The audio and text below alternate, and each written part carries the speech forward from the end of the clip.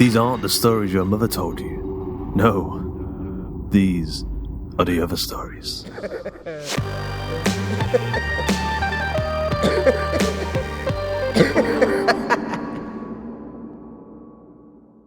Today's episode of The Other Stories is Feral, written by T.M. Friedrich and narrated by Justin Fife. Earl Davis was a simple man with simple tastes. He knew this because Darlene, his wife of 32 long years, reminded him whenever possible. Although intended as an insult, he was unfazed. The truth was, Earl knew it was his simplicity that made him a happy man, and that was just fine with him. Unlike Darlene, who seemed unable or unwilling to see any of the good that surrounded them, he was content with his life, quite confident that he had discovered the meaning of life in these Texas hills. Onions. Earl stood in the dark on the farmhouse porch surveying his kingdom, taking in the night air and inhaling the rich smell of soil and greenery. The neat, orderly rows of Texas sweets stretched into the distance, tender shoots reflecting in the moonlight in converging lines. There was something special about tending the land, and Earl couldn't imagine life without his hands in the cool, moist earth. His grandfather told him once that a man's land was a reflection of himself, and he never questioned this. It felt authentic. Sure, it didn't look like much from the road, nothing like those fancy farms down in the valley, but to Earl, it was infinitely beautiful, even if the acres of uninterrupted fields and brown scrub did lend a certain quiet desolation.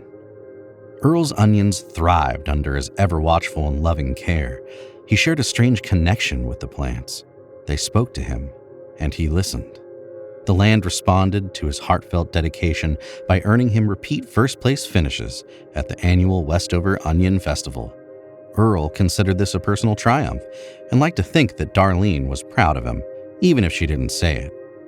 The screen door slammed, and Darlene plodded out, her fuzzy house slippers scraping against the wood planks, jolting Earl from his pleasant thoughts. Her dog followed behind, glaring at Earl. I figured you'd be out here staring at those damn plants. I mean, what is there to look at anyways? Nothing far as the eye can see, she said, shaking her head. If you had just listened to me and did cattle like I told you, we wouldn't be here. She gestured towards the house. Mitzi grumbled a low warning to some unseen intruder, most likely a deer. You know Hank's putting in a swimming pool this week? She continued. That's what cattle get you, but what do I get? Earl was considering her question when Mitzi erupted into an ear-splitting, furious bark and shot off the porch into the darkness. Grateful for the reprieve, he hopped down and followed the racket up through the north field towards the tree line, careful not to tread on any rows. Looking back, he supposed he should have walked faster than he did, but it had been a long day and Earl was tired. As he drew closer to the dog, Earl was struck by a thought. No, a message, a dreadful awareness that filled his consciousness.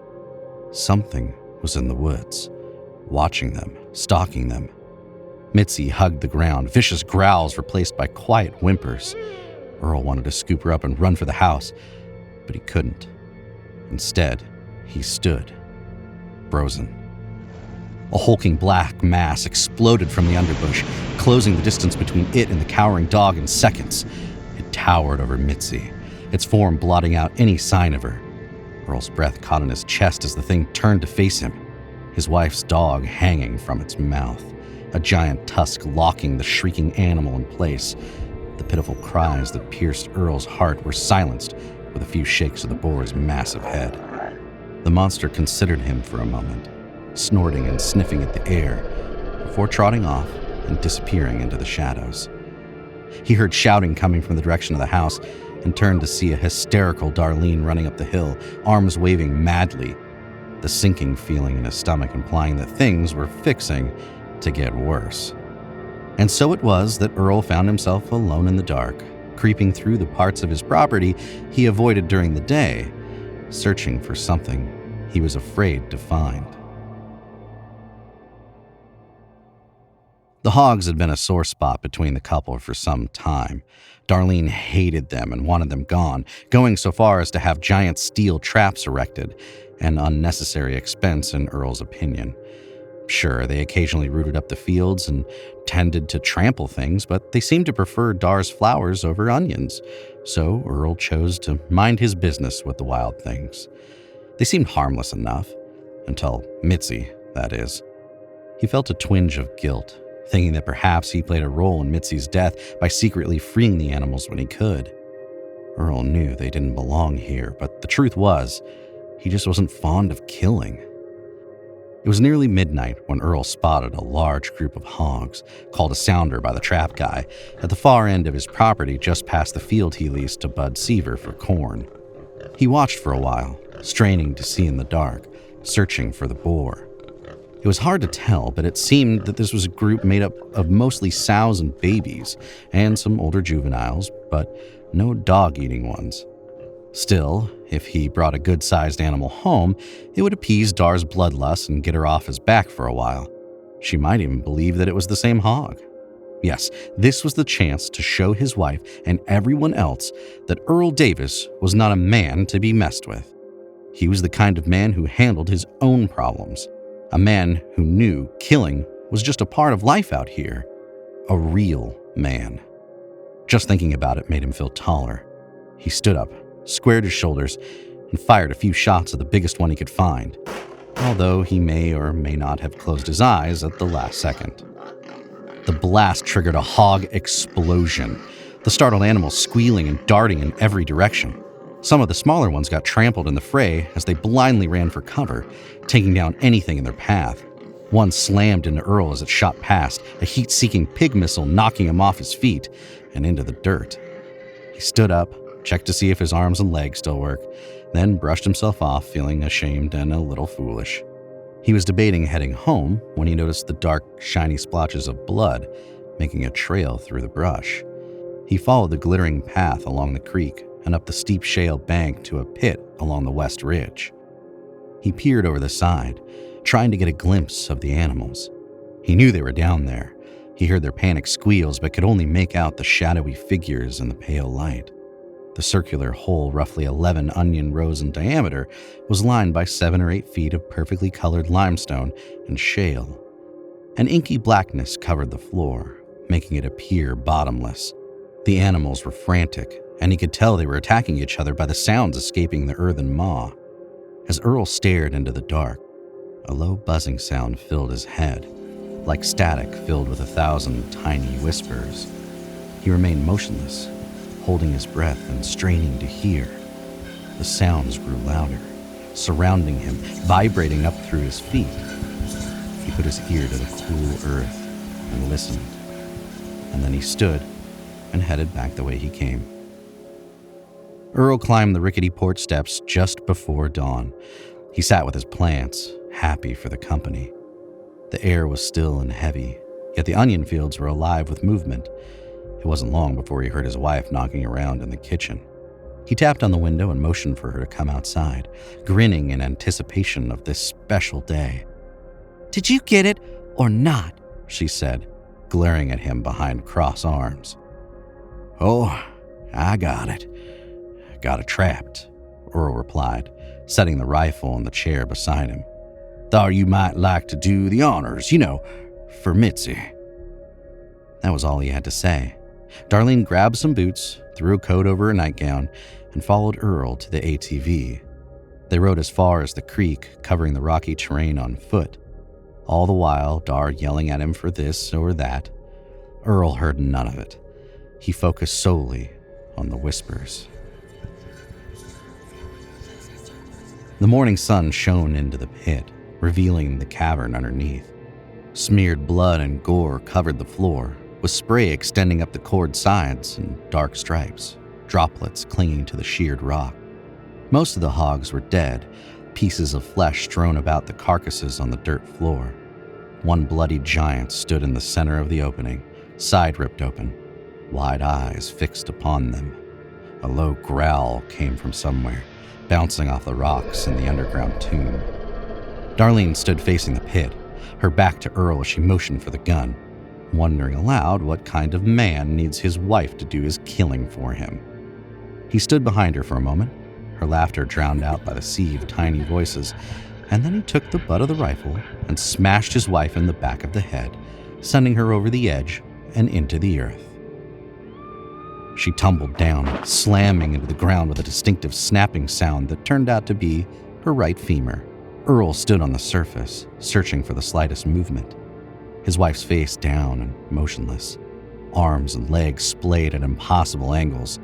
Within seconds, the hog was on top of her, the crazed animal latching onto her broken leg and dragging her several feet before flipping her onto her back, jagged white bone protruding from her thigh. The monster bit her again and again, teeth and tusks shaking and tearing flesh from her body in chunks. He stood stunned in silence as Darlene opened her eyes and looked directly at him, her face painted red, reminding him of the movies his brother used to make him watch that usually involved some dead thing come to life. She opened her mouth and let out a sound that was more of a gurgling yowl than a scream, arms flailing, clawing at the ground in an attempt to get away, but failing to grip the slippery surface. He closed his eyes, deep breathing in the night air and focusing on the chorus of voices in his mind. Energy moved through him, passing through every cell, peaceful and comforting, yet terrifying. The ground buzzed with excitement, his wife's horrific wail somehow muffled and absorbed by the soil. Heavy air pressed down from above, making it hard to stand. A growl rose from the depths, a guttural roar that shook the ground. The earth heaved and he fell to his knees, bracing himself against the loose dirt. Earl watched, with an odd combination of revulsion and wonderment, as Dar continued to struggle, blindly clawing at the hog. There was something else down there with them, something he couldn't quite make out moving closer. Whatever it was dragged the hog into the dark space along the edge of the cavern, still firmly attached to his wife's face. He leaned over, straining to catch a glimpse of the thing from the shadows, but all he could see was the lower half of his wife's legs, protruding from the black, flopping and kicking in protest before disappearing into the cavern. The land exhaled, and all was silent. Earl sat in his favorite chair by the open window, enjoying the fresh air and a light breakfast of fried onions and eggs. He ate quickly, setting the dirty dishes on the side table, a messy habit that irked him if he was being truthful. Even still, he left half-empty cups of tea and dirty plates stacked in awkward piles around the house just because he could. He sat for a moment, admiring the new trophy case he built in anticipation of his most recent award. He cleaned up at Westover this year, fellow Onioneers marveling at his oversized and astonishing delicate sweets. When asked to share his secret, he always responded that onions were ravenous eaters, and you had to feed them. It was time to check the trap, so Earl loaded up the truck. The hogs went into the compost heap most of the time, although he did donate a few to the food bank every year. And then there were those that he brought out to the pit. It never ceased to amaze how the land absorbed anything he presented. Even a metal belt buckle once, when Earl was forced to put an end to his brother-in-law's intrusive questions. Vines and roots attached, forming a cocoon of sorts, then grew little tendrils that penetrated into the offering before pulling it into the dirt. He learned this when curiosity forced him to lower a ladder and descended into the hole, finding thick pieces of his wife's hair, a bloody tusk, shards of bone, and a boot woven into the earthen walls, since turned into dust. He turned the key and headed up the dirt road, smiling to himself. Like his late wife used to say, a man has to accept that killing is just a part of life. It's not always easy to admit when you're wrong, but in this instance, he was. The first kill is the hardest, but after that, each one gets easier until you find yourself almost enjoying it. Either way, his onions had gotten used to a particular diet of meat, and Earl was not about to disappoint.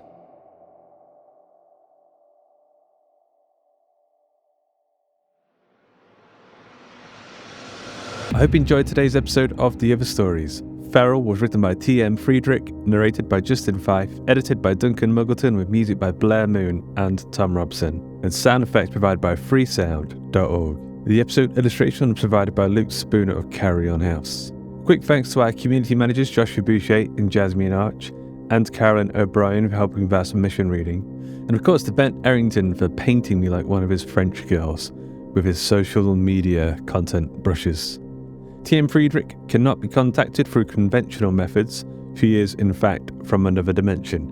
A dimension where social media does not exist, everything is on fire, and the dogs are extra cute. Be patient with her as she figures out how this realm works, but do keep an eye out because she's writing like crazy. Keep up with her journey at www.smarthorrorpublishing.com. Justin Fife is a voice actor and podcaster. You can follow him on Twitter at JustinB5. The Other Stories is a production of the Story Studio Hawk and Cleaver and is brought to you with a Creative Commons Attribution, Non-Commercial, No Derivatives license. That means don't change it, don't sell it, but by all means share the hell out of it. So, until next time.